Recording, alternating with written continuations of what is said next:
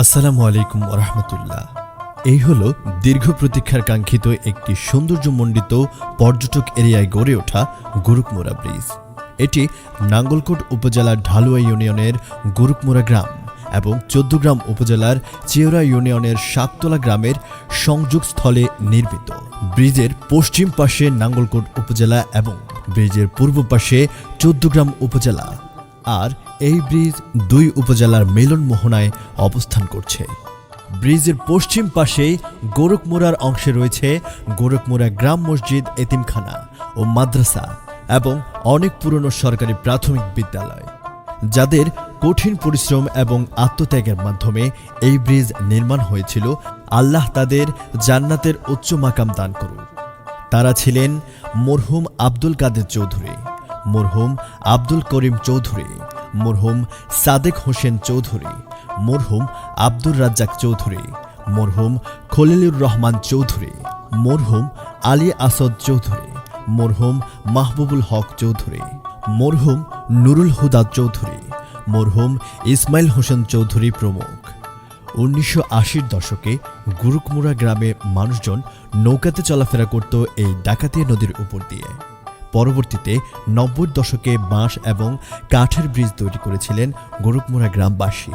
এরপর বৈদেশিক সহযোগিতায় আব্দুল সুবহান ভূঁইয়া হাসান সাহেবের মাধ্যমে ৫ লক্ষ টাকার অনুদান এবং অত্রগ্রামের সকল মানুষের অর্থনৈতিক সহযোগিতা এবং শারীরিক পরিশ্রম দিয়ে পুরনো পাকা ব্রিজটি স্থাপন করা হয়েছিল। আর সেই ব্রিজটি নবনির্মিত ব্রিজের সাথে এখনও বিদ্যমান। বর্তমানে এই গুরুকমুড়া ব্রিজের সৌন্দর্য ছড়িয়ে পড়েছে সামাজিক সোশ্যাল মিডিয়ার মাধ্যমে সবার কাছে। গুরুকমুড়া ব্রিজ নির্মাণে বাংলাদেশ সড়ক পরিবহন মন্ত্রণালয় থেকে সকল প্রকার কাজের তদারকি ও দেখভাল করার সম্পূর্ণ দায়িত্ব দিয়েছেন কুমিল্লা জেলা প্রশাসক ও প্রধান প্রকৌশলী নাঙ্গলকোট থানার দায়িত্বপ্রাপ্ত প্রকৌশলীর হাতে। বর্তমানে নাঙ্গলকোট এবং চৌদ্দগ্রাম উপজেলার সর্বস্তরের জনগণের ব্যবহারের উপযোগী এই গুরুকমুড়া ব্রিজ, যাদের সবচেয়ে বেশি ভূমিকা ছিল তাদের অর্থ দিয়ে, বুদ্ধি দিয়ে এবং কঠিন পরিশ্রম করে এই ব্রিজ নির্মাণ করেছেন।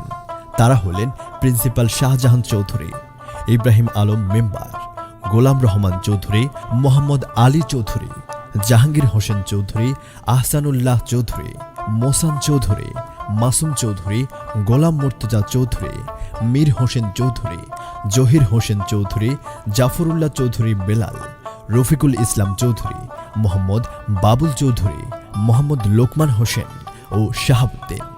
এদের সকল ধরনের সহযোগিতা করেছেন গুরুকমুড়া গ্রামের সর্বস্তরের জনগণ। এই গুরুকমুড়া ব্রিজে আপনারা কিভাবে আসবেন?